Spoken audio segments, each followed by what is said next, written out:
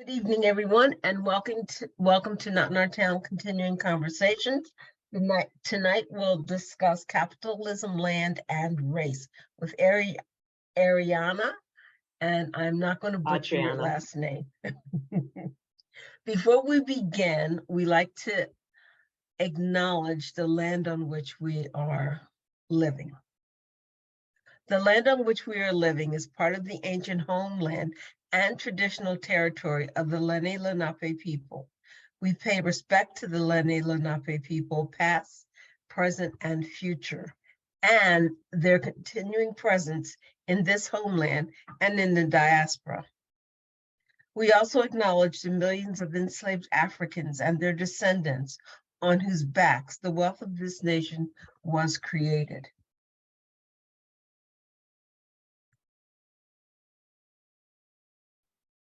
Not in Our Town mission statement. Not in Our Town, Princeton is a multiracial, multi-faith group of individuals who stand together for racial justice and inclusive communities.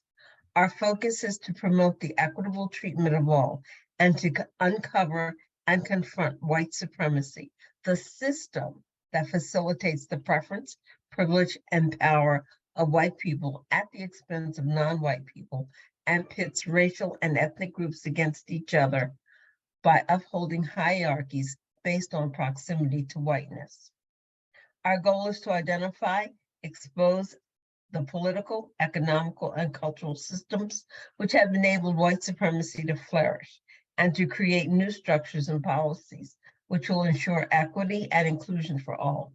In our commitment to uncovering the blight of white supremacy on our humanity, we take responsibility to address it and eliminate it in all its forms through intentional actions, starting with ourselves and our communities. Thank you so much, Joyce. I'm honored to introduce tonight's speaker, Adriana Abizadeh. Adriana Abizadeh is the Executive Director of the Kensington Corridor Trust in Philadelphia, whose mission is to utilize collective ownership to direct investments on the corridor that preserve culture and affordability while building neighborhood power and wealth in Kensington. She's also a senior policy fellow in the Rutgers University Blaustein School. Passionate leader and advocate of social justice, paving the way to ensure fair treatment and access to resources for people of color. In 2020, Adriana began Catalyst Consulting Group, a boutique consulting firm to support small and mid-sized nonprofits with strategic planning. She's committed to the inclusion of those often marginalized and unseen, establishing beneficial connections with community and organizational leaders to impact changes, and working alongside others to build a culture where everyone has a fair and just opportunity for health and well-being.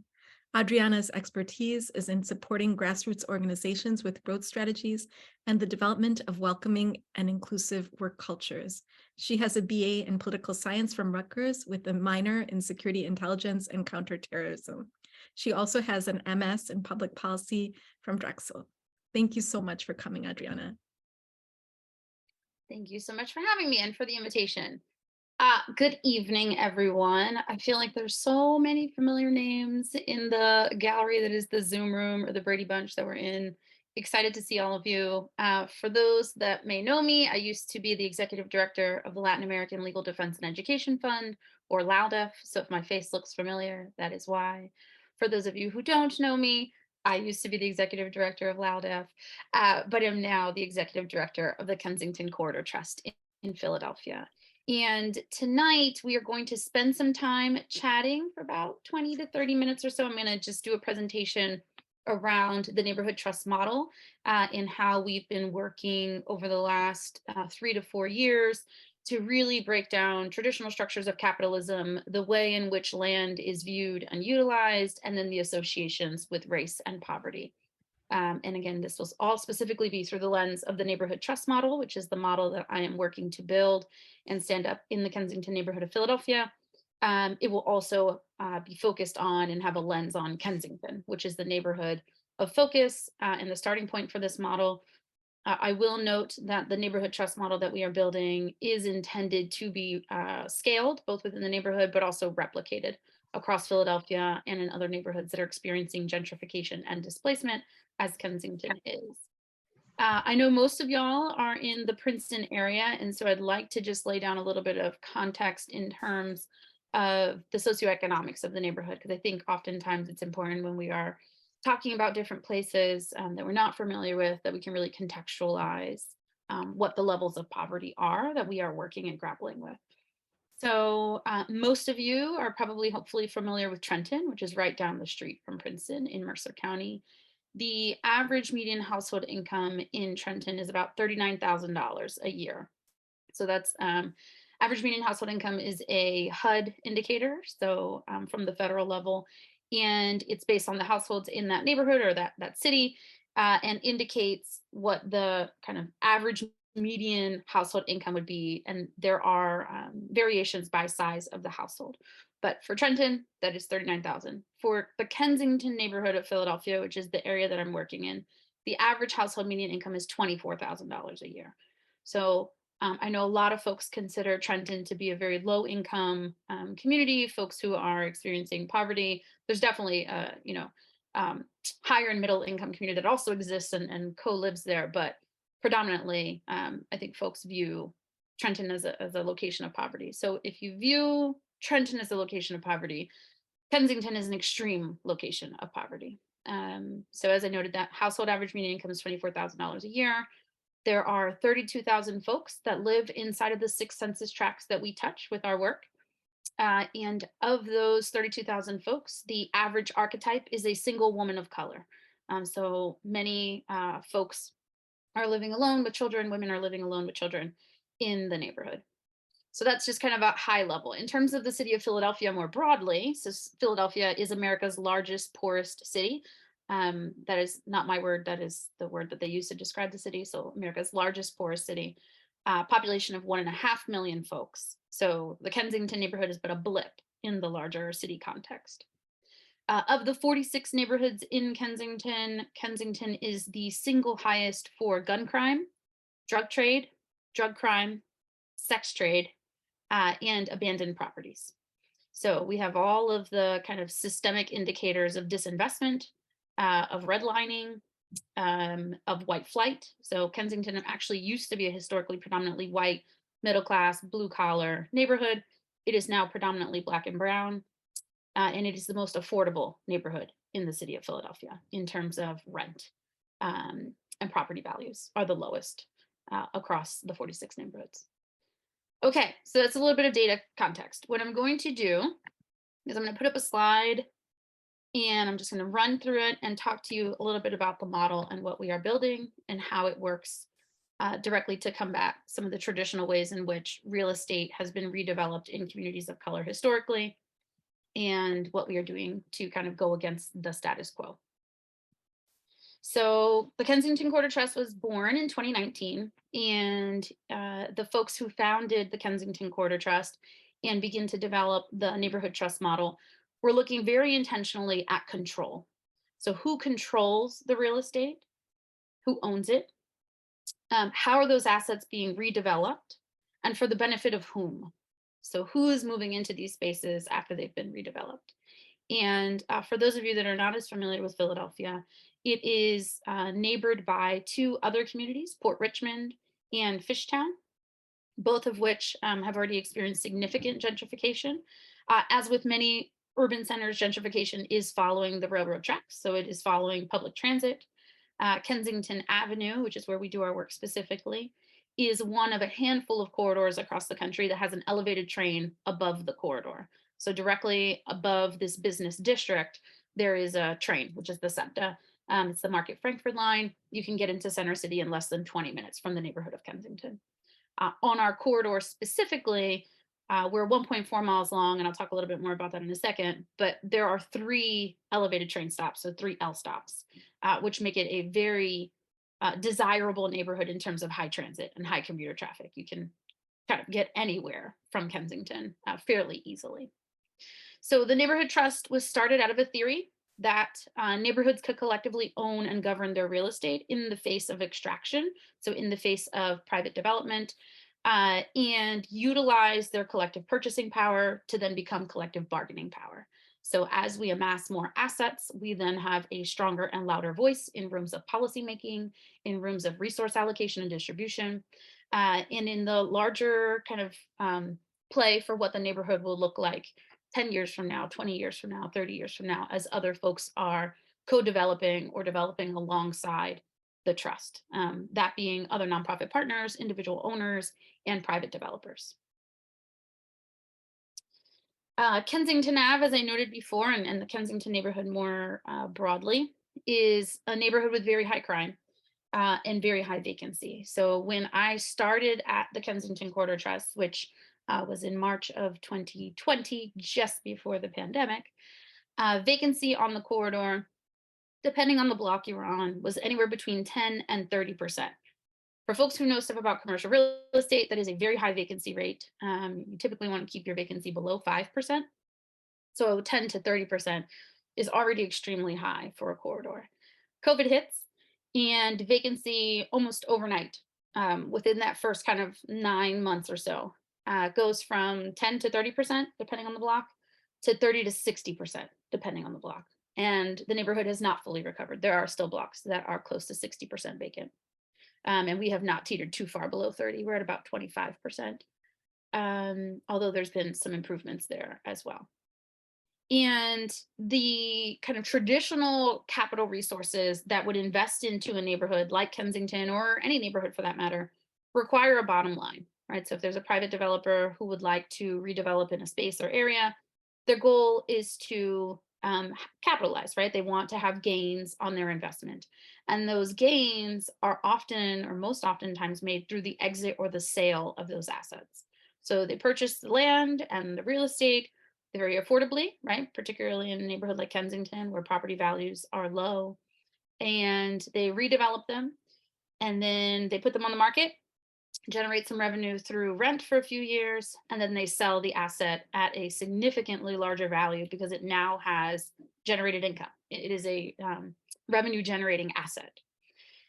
When that happens, a ton of capital leaves the neighborhood, right?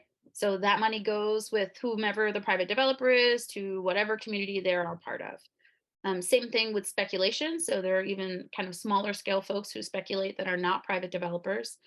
For example, I just closed on a property in first week of January.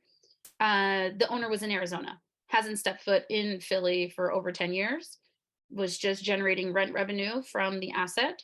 Absentee landlord, property was in complete disrepair when we walked it, couldn't even believe there were folks living there. Of course, all of the folks that were living there were Black or brown. The landlord was white, and they were being charged market rate rent for substandard housing. So KCT has since acquired that asset. All of the folks have been rehoused, and we are in the process of doing demolition to rehab that property and bring it back online affordably.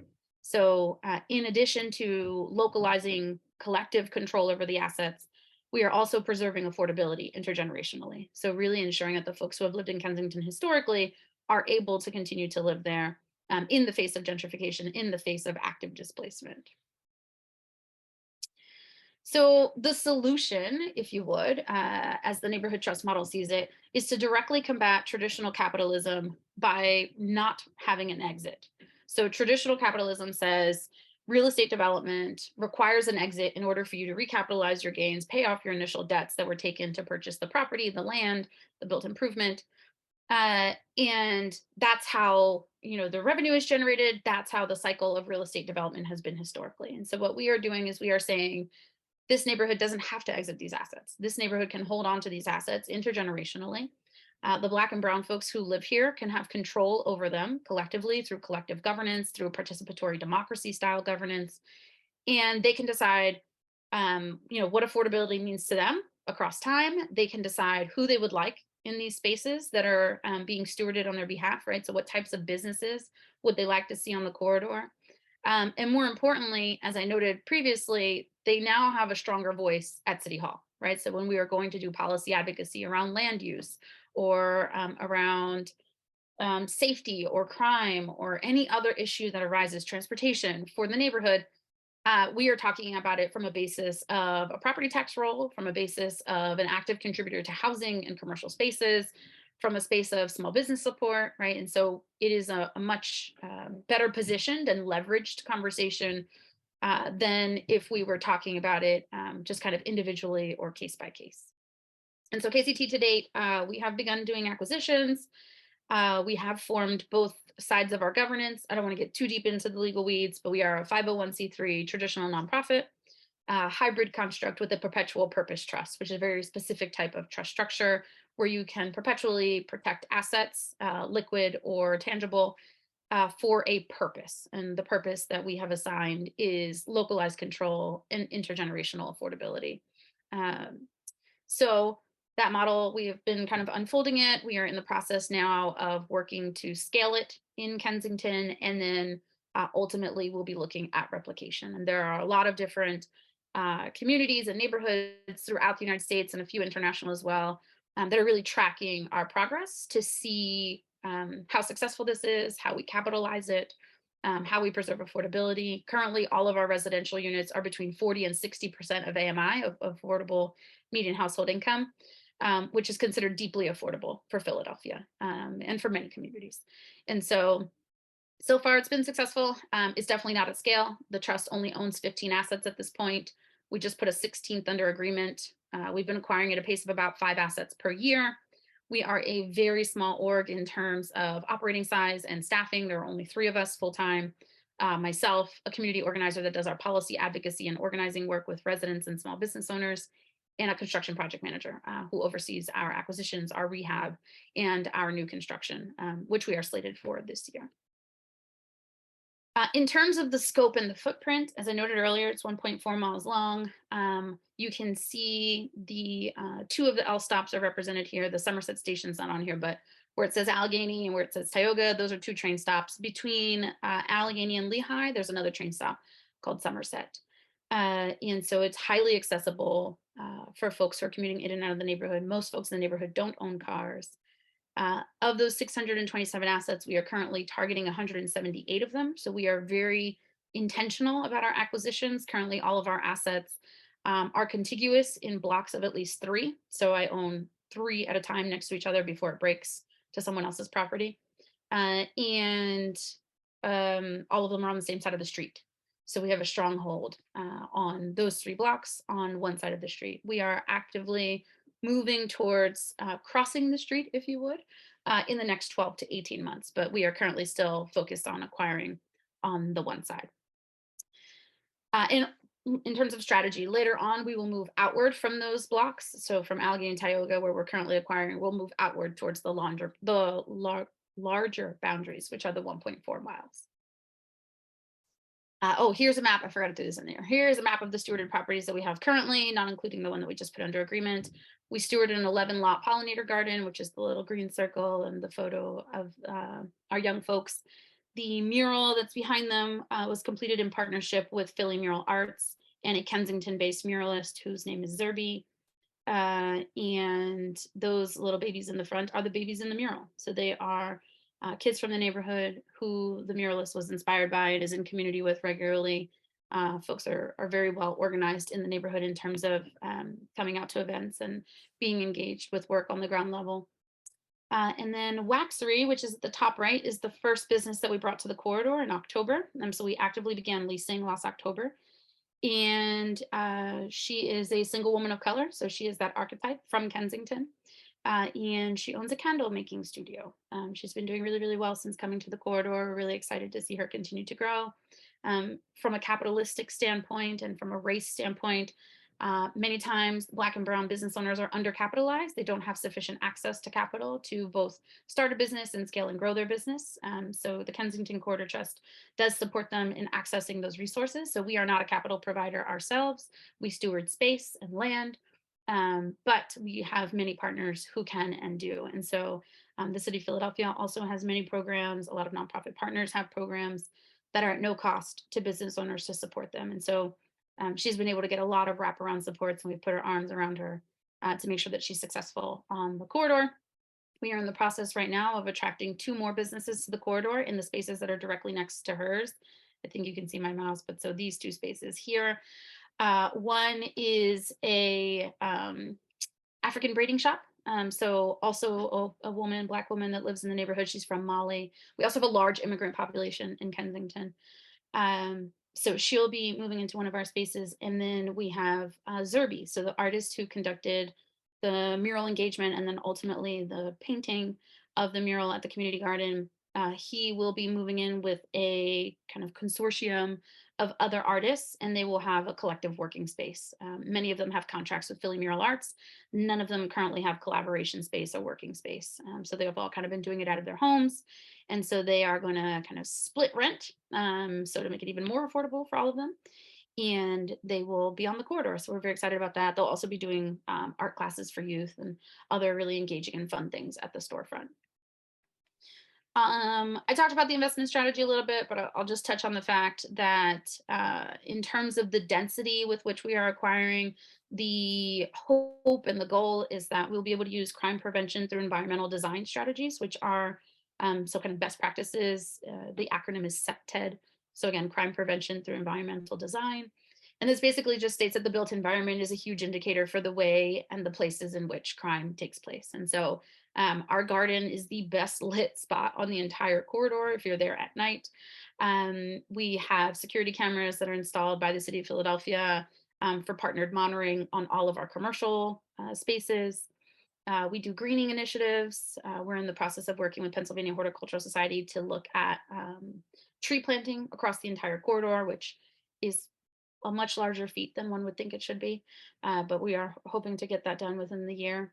And just being really intentional about, making sure we know who our neighbors are and that we are in community with folks and that folks know who we are, so that folks are willing to call us or we have folks to call when there are issues that may arise on a certain block at a certain time. The majority of the holdings that we have are vacant and or blighted properties or vacant land. We have also acquired from private developers some assets that were already prepared to be rented and revenue generating. When we do that, we do so at cost.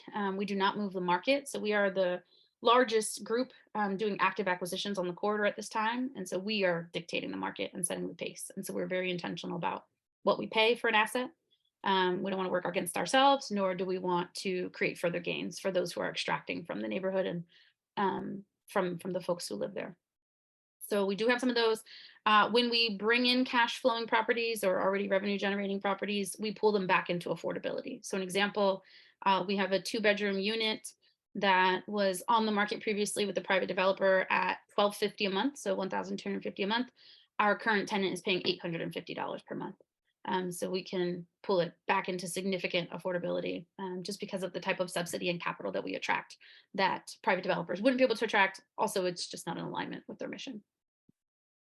Okay, that's my whole presentation. So just property by property, we are leading a movement towards a future where neighborhoods have control. And I'm sure, hopefully at some point or another, you've heard someone say kind of like the block by block approach. This is that, right? This is acknowledging that we have the capacity and the power to take back ownership of the Kensington neighborhood and of other neighborhoods as the model scales and grows over time. But we see it as more intentional than block by block. We really see it as property by property. So every single property that we bring in, we are deeply intentional about why it is a good asset to bring into our mix and the pace at which we're going to redevelop it and the affordability at which we can preserve it and hold it and what types of businesses we're interested in attracting to those spaces. The other thing I'll just note, because I'm sure we'll open to questions, and then I think, Connie, we also have breakout rooms, is that the businesses that we attract to the corridor, so we are fully governed by the neighborhood. So the folks who govern the Kensington Corridor Trust are residents and small business owners of Kensington. We are not governed by outsiders. We are not governed by institutions. So these are everyday people who this is their lived experience, right? This is what they are going through every single day. So they're the ones walking to the Allegheny stop past the folks who are actively utilizing and unhoused and the sex trade and all of the various crimes that are occurring on and around the corridor. So they are the ones who govern and control. And outside of that, we have direct feedback loops to the broader neighborhood. So anyone can provide input on what KCT is doing with those collectively held assets. And the mandate that the neighborhood has given us is that we are not allowed to steward assets to extractive businesses. So KCT cannot lease to pawn shops, cash for gold, check cashers, or anything else that would be deemed predatory or extractive There's also been conversation about putting forth a mandate around sin businesses that has not yet been approved, but those would be things like liquor stores and hookah shops and porn shops. So neighbors are all discussing that. The neighbors and the business owners are all discussing that. So that's also a possibility of something that may come forth. But to date, our first 3 businesses that we're attracting to the corridor are all folks of color. They're all folks from the neighborhood. They're all folks who didn't previously have access to bricks and mortar spaces, or if they did, they were substandard and oftentimes overpriced. So that's KCT. Hopefully that was helpful and provided some context around the model that we're building and how it touches on capitalism and race and land. I see there are questions dropping into the chat. I apologize, I wasn't looking at the chat as I was presenting, but I will open that now. And Connie, if it's okay with you, I can just start scrolling through these questions. Amazing. Yeah, sounds Okay. Perfect. So from the top, what institutions are investing in this? Excellent question. So we have some Philadelphia-based foundations. So the Barra Foundation, Spring Point Partners. We've had funding from the Philadelphia Foundation, Halloran Philanthropies. Those are all Philly-based folks. But we also have national funding. So Common Future, Katali Fund. We are currently in due diligence with several other funds that are also kind of social, racial justice aligned, collective ownership aligned. We have a term sheet pending from the Ford Foundation. We have not yet been able to close it, but it has been pending for a while. Those are the major folks. We've also received some small CRA investments, so Community Reinvestment Act investments from some local financial institutions, so traditional banks, WISFIS, BMT, and others. Yes, those are the folks. We do not have a large individual donor base. We just haven't had the time to focus on making that a thing. Also, Philadelphia, for as large as it is, has a very small circle of philanthropic folks, which is crazy because there's 1.5 million people who live there, and some of them are filthy rich. But it's a very small base of individual donors. We are primarily foundation supported.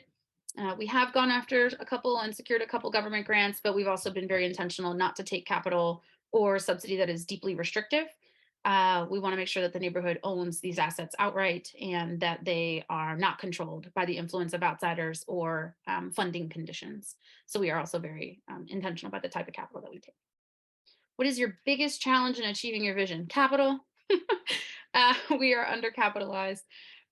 So to kind of launch the KCT, the amount that we said we needed to raise was around $20 million. And that was just so that we could leverage a significant portfolio that would then garner value, that would allow us to leverage additional capital.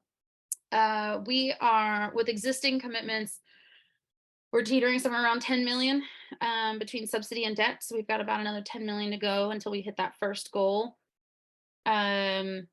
Yeah, it's been difficult. And I will say, I'll just kind of expand. This wasn't your exact question, but I'll expand to say, I think folks are really interested in funding organizations that are doing work in Black and Brown neighborhoods and organizations that are Black and Brown led and women led. And so KCT is all of those things, right? It's a predominantly Black and Brown neighborhood. I am a brown woman. And so it would seem like KCT would be able to access a lot of these dollars that are at play, both in Philadelphia and beyond. The challenge that we've come across in fundraising is one of risk. Who defines risk? How do we define risk? And so we have a lot of foundations who have said, your idea, the neighborhood trust model idea sounds amazing. It sounds really innovative. It sounds like it's, directly combating some of these systems that have been at play and holding neighborhoods back. But we'd like to see more traction or more proof of concept before we invest. And so that has been a real challenge because it is a brand new model. So we are the nation's first neighborhood trust. And there's no one else to point to, right? There's no one that I can be like, they did it 20 years ago and it went great. And we're just replicating the thing.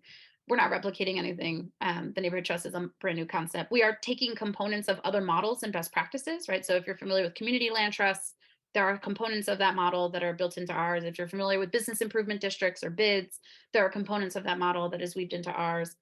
Traditional private development, even in the way that we kind of secure capital, we have some of the best pieces of all of the models, but the model itself is not tried, tested, and true. And so that has been very challenging. Are new people moving into your properties? And by new, do you mean people from outside of the neighborhood? And if so, no. Not at this time. So we can lease to folks who are not from within the neighborhood, but there's plenty of demand from within the neighborhood. And we do first come, first serve. So it's not like we are excluding folks from outside, but we're still fairly small but very well known inside of Kensington. And so folks know to kind of keep an eye out for when a new listing becomes available, both on the commercial and residential front. Right now we are preparing, so it's too much context, but the average square footage of a commercial space on the corridor is about 850 square feet. It's like a very small commercial space. So if you were thinking about kind of a traditional row house, that is the first floor of a traditional row house. We are in the process of rehabbing currently one that is double wide. I always call it double wide, and people are like, it's a trailer, but it's double wide. So it's two storefronts side by side that are connected to create one storefront. So that one will be about 1,700 square feet, which is considered a very large commercial footprint for the corridor.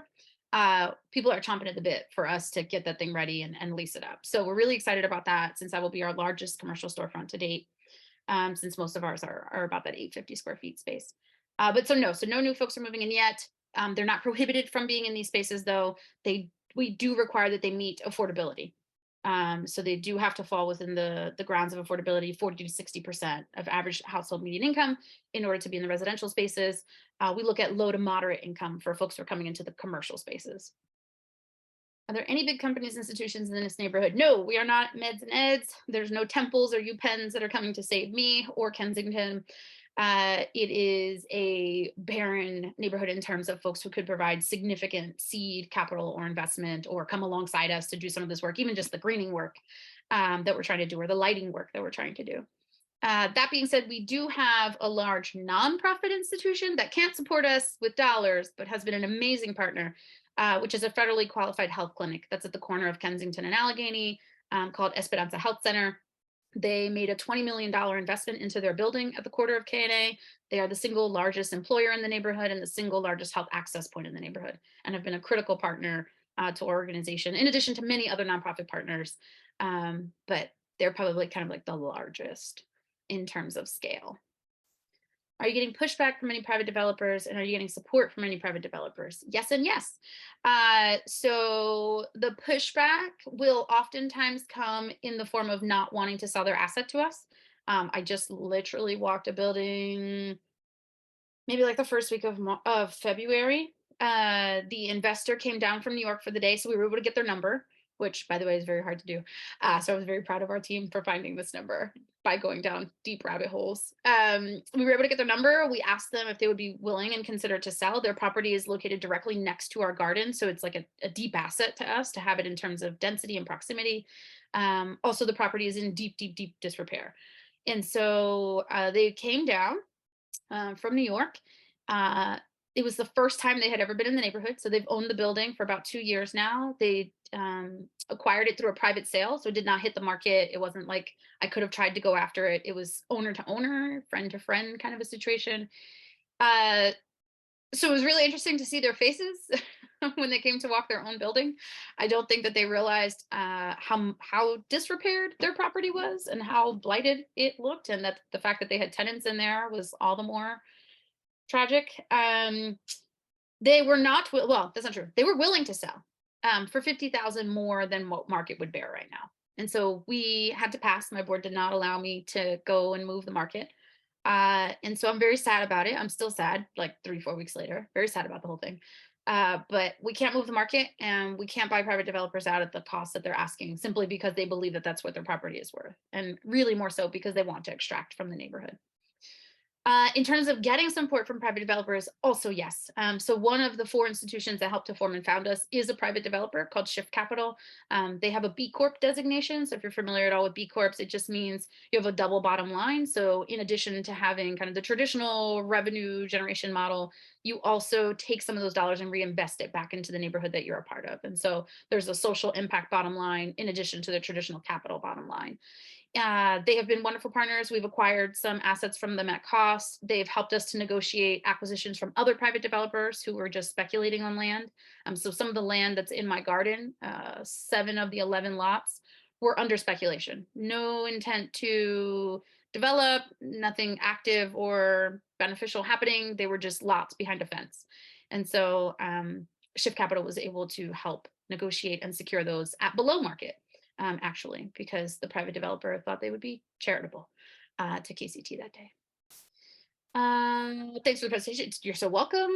How big an obstacle is the way Philadelphia media portray Kensington as a disaster? Any success in changing that image? Yes. Okay. Hi, Ken. Oh, I see you. Hi, Ken. Hi, Ken. Oh. Okay. So let's see. It is exactly like you see it, which I know is stark and sad to say, but it is exactly as you see it. So on the corridor and the surrounding blocks on any given night, they do the unhoused population count. There are about 600 to 800 folks who are unhoused in the Kensington neighborhood actively. There are encampments that form. We actually had an encampment in the garden for a year, which was a huge challenge because the neighborhood wanted to access the garden but didn't feel safe. And the folks who were on the garden, we are pro harm reduction, so the folks who were on the garden, we also didn't want to evict them. So it was a really challenging year of not being able to utilize our garden and public green space. And we were temporarily housing unhoused folks. Ultimately, the city of Philadelphia decided on their own accord, not through our own advocacy, to clear 3 encampments in August of 2021.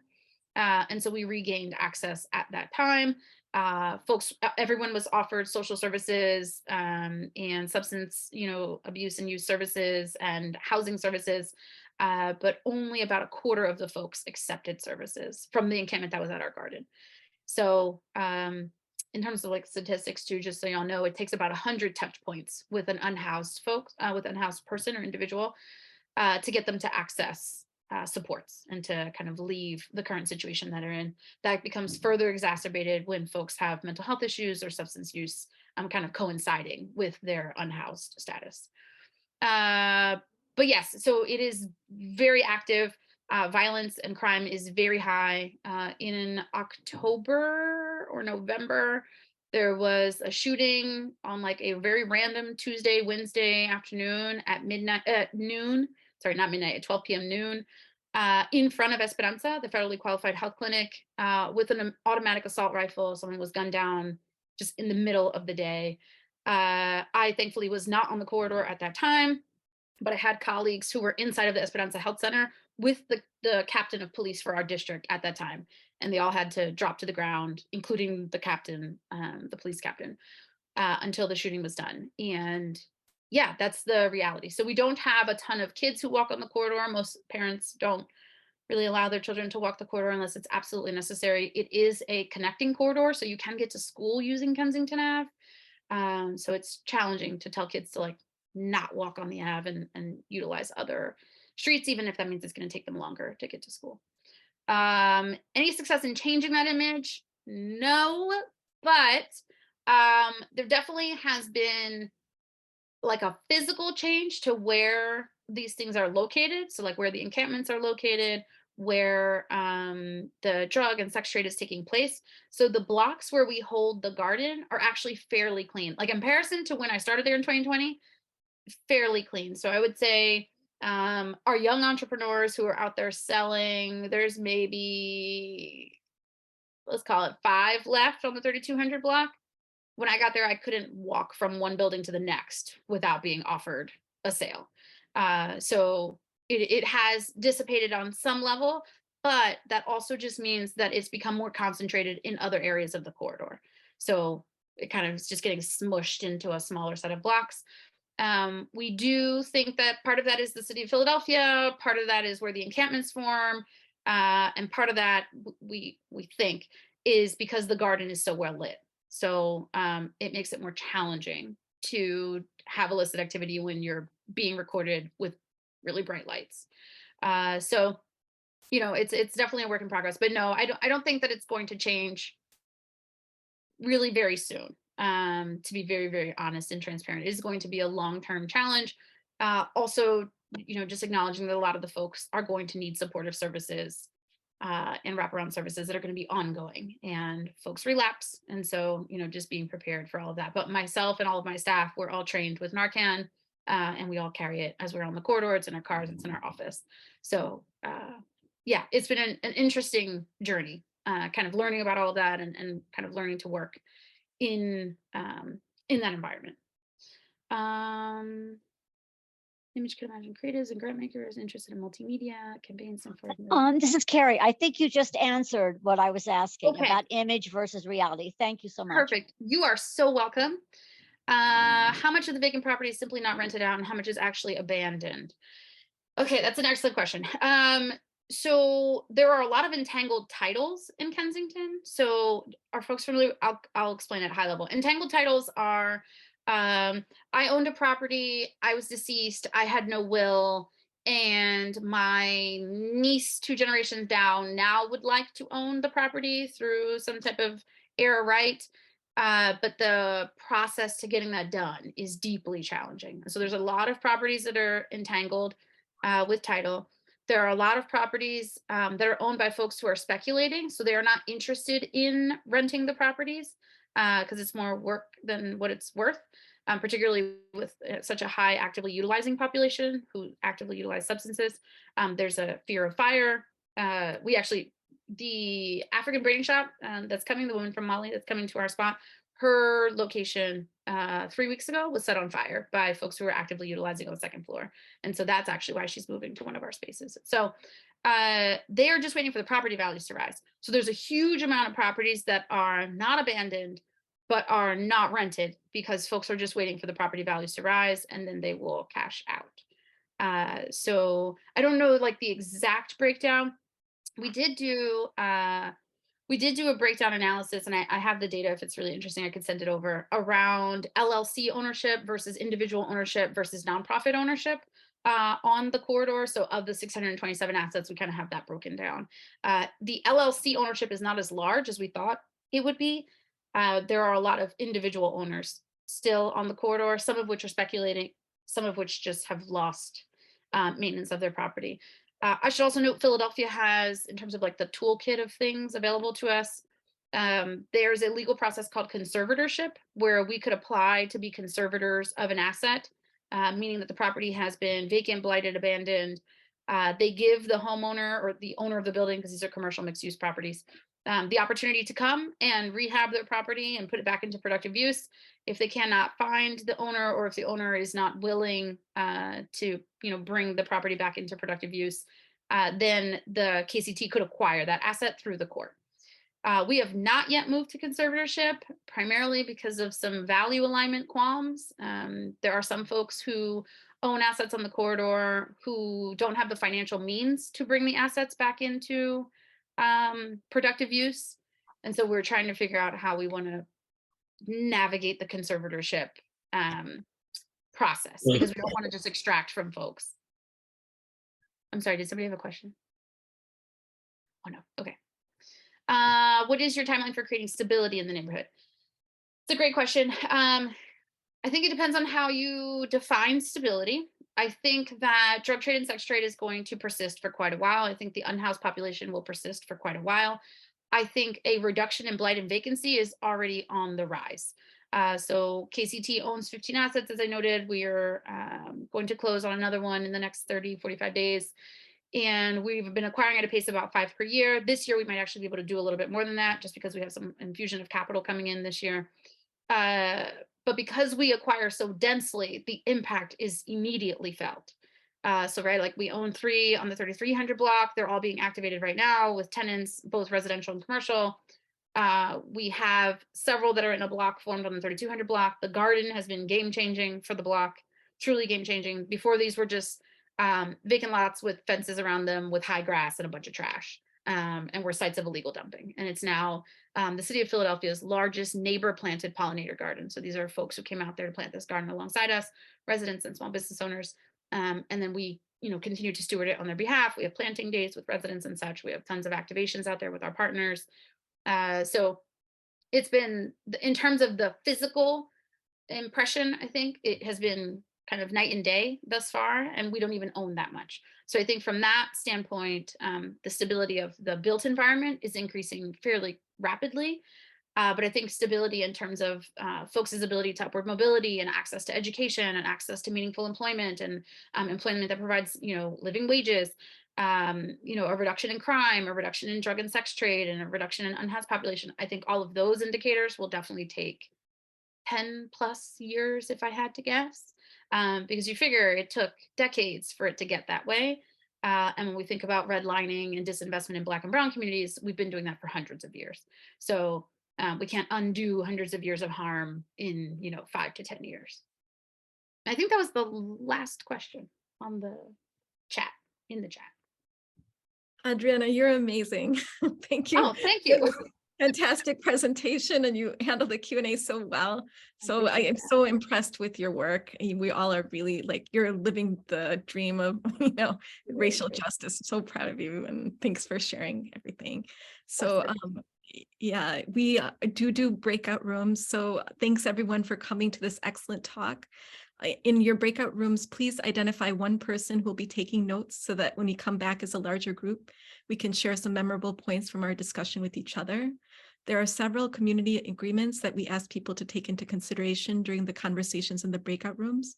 And please note that there'll be a facilitator in each room to help you with this. Please listen to each other respectfully so that each person has an opportunity to be heard. Please step up, step back. People are encouraged to overcome the reluctance to talk.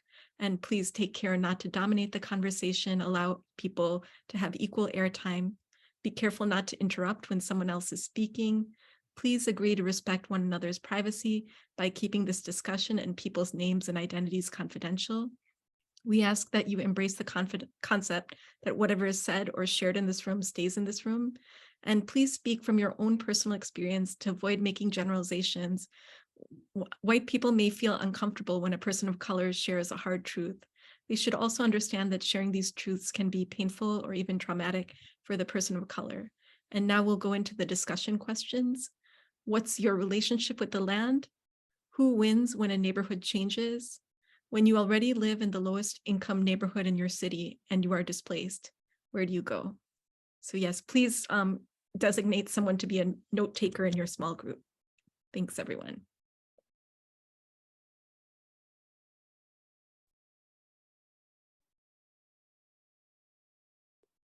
Welcome back, everybody. Thanks, Kim. I think we have the breakout rooms for another couple seconds. See?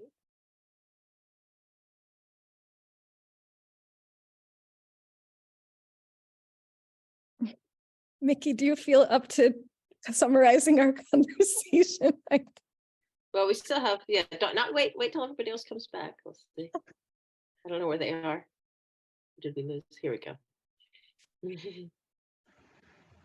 Fantastic, thank you. Oh, Adriana, you stayed. Maybe Albert. I wasn't sure what to do, so I'm here. No, that's great. I love it. We asked her to please stay. Adriana, everyone was full of praise for you and what you're doing. We're all really inspired, and it's just so incredible and touching, your work, and we hope a lot of people follow in your footsteps. Thank you so much. Thank you. Yeah, don't follow yet. It's hard work. Let me figure out a little bit more. We're really intentional in telling other folks. We don't think neighborhoods are stomping grounds for experiments. So please don't go try to build the thing we're building, because we don't know what we're doing. We're still learning every single day. It's evolving. Capitalizing it has been hella difficult. So catch me in about 3 to 5 years. But since I do have the mic really quick, I'm going to drop 2 links in the chat. One is I'm doing a talk at Rutgers at the Blaustein School later this month on land commodification and power building and race. So very similar conversation, but a little more academic in nature. And then a report was just dropped, a national report was just dropped highlighting some community controlled projects, including Kensington Corridor Trust. It literally came out this morning. So I'll drop that link as well. Adriana, I've got a real quick question. Tell me a little bit more about the garden. Oh, sure. Yes. So it is the city of Philadelphia's largest neighbor planted pollinator garden. It's 11 lots total. The lots that are planted are about 3.5 to 4 lots wide. Then we have a grassy area where kids play soccer and we do water balloon fights and all the great stuff that you do on grass. And then we have a concrete side, so an impervious side. where we have a shipping container. So we have a shipping container with a giant mural on it. From trash to treasure is the mural theme. So there's the grouch on the left, a phoenix in the middle, and a treasure chest on the right. And it is a youth social enterprise. So local youth are taught in partnership with one of our youth serving nonprofit partners how to recycle plastics into everyday reusable household items like lamps, tables, chairs, birdhouses, free libraries, Okay. whatever the thing is. They get paid to learn the skill, and they learn the skill, and they get to sell the items that they make. The garden has been active. This is our 5th season. So it's been active for a little over 2 years. We planted it alongside the neighborhood. We do 2 planting seasons, spring and fall. We're in the process now of considering the addition of raised beds to do edible fruits and veggies. Okay. That's The what I was soil is wondering. contaminated. Yeah, the soil is contaminated. That's So what I was oh, the soil's contaminated. Of course it is. of course it is, Yeah. exactly. Of course it is. So yep. So we have not done edible fruits or veggies. We are Okay. moving that direction with a So local. you're moving in that direction. Okay, great. Thank you. You're welcome. Anyone else have any questions for Adriana before we do our? Okay, if you do put in the chat. So welcome back. I hope that each group has someone who would be willing to share just a few thoughts as we wind up. We want to have the opportunity to learn from the broader group as well as our small group. Any volunteers?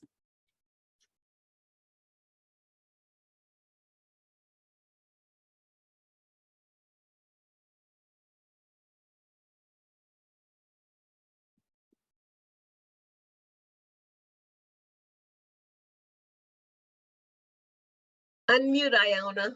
Okay, do you want us to share what we talked about in our group? Would you Yeah, please? Yeah. So I was the note taker. So I have pages of notes. I'll try to just highlight a couple things. There was a lot of comparison between what's happening in Kensington with Trenton and what has happened in our neighborhoods there. And that there are some grassroots underway in Trenton, as well as other places. One of the members of our group is in Raleigh now, where they also are doing some work with land trusts. And of course, we reiterated the issue of gentrification happening everywhere in so many cities, and people being priced out, and then property taxes go up, and then rents go up, and people are displaced, and they have to move farther away from their jobs. One really interesting conversation we had was around relationship to land. There were 3 or 4 people who come from families who have land in the South that has been in the family sometimes for generations. And especially as a Black person in this country, having that land was a sign of wealth and a place for your family. And that continues today, this importance of doing whatever you can to own land. And that people have memories of making these treks to the family land. And then that continues today, that relationship. Then we moved on to just like that this is really all about capitalism, and that, well, it's hard for us to get our arms around this sometimes, is that capitalism is a problem, and that one person said we really need to dismantle capitalism because it is so much about the individual and not the recipient. We just don't care, so that people own this land and they don't even know anything about it. They may not have ever seen it. They may not have visited it in 10s of 20s of years, but they're just holding on to it regardless of the impact to the neighborhood or to the individual. And then this connection between white supremacy and capitalism. And just as we were ending, Carolyn had posited this, like, I found it a really interesting topic that we didn't get much time to talk about, is that as more and more immigrants come to this country, part of why they come is capitalism, the potential to be the next Jeff Bezos. So conversations have to occur there as well. So those, I'm just picking a few things out of my notes. So anybody else from the group? Iona, that was excellent. Thank you so much. That was excellent. Thank you. Yes, thank you, Iona. Anyone else want to share?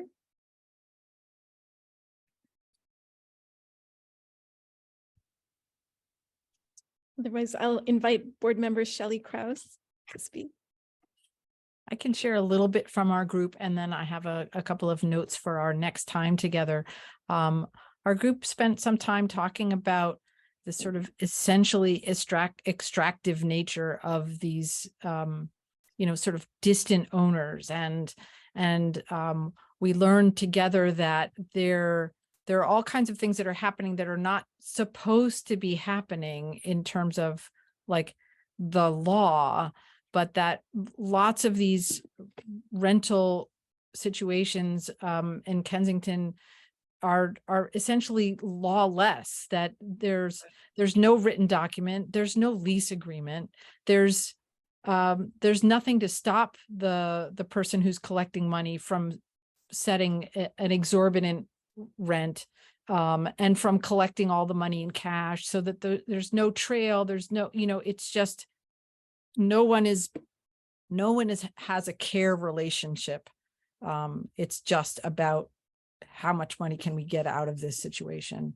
And so that was just kind of sobering.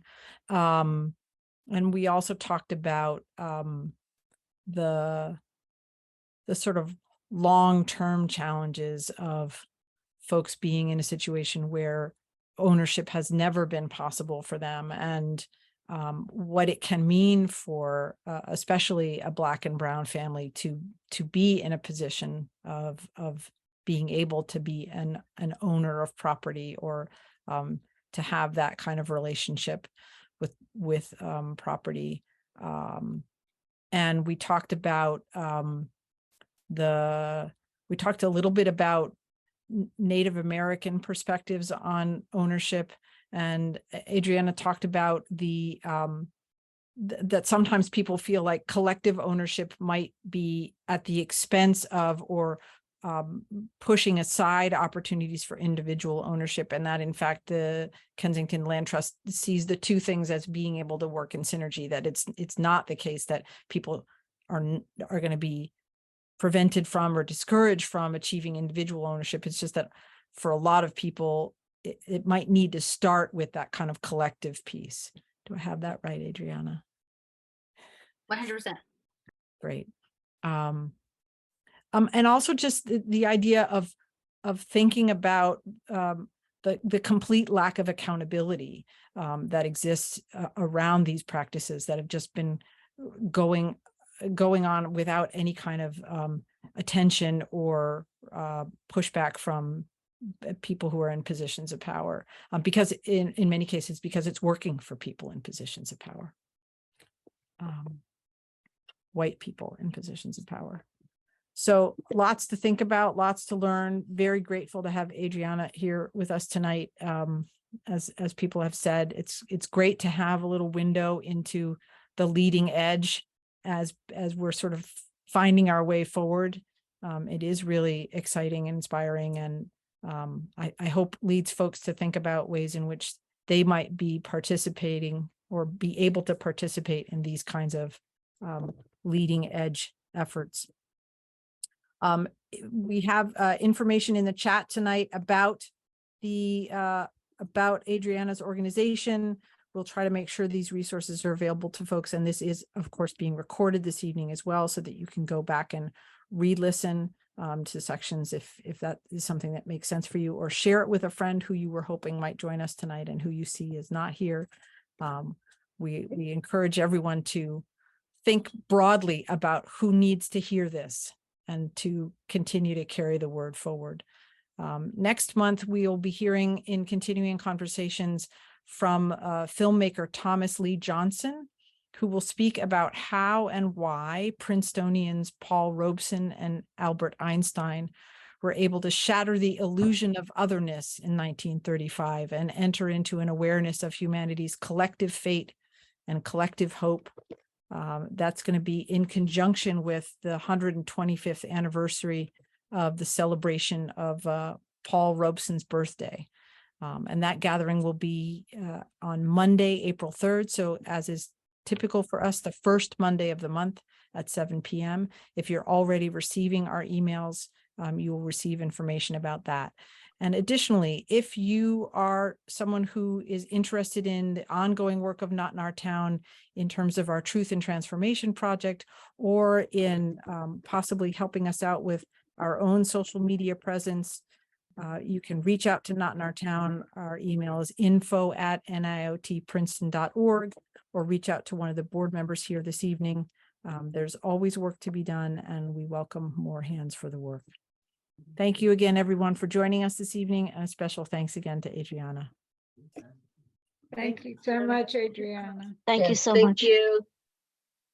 Thank you. It was wonderful.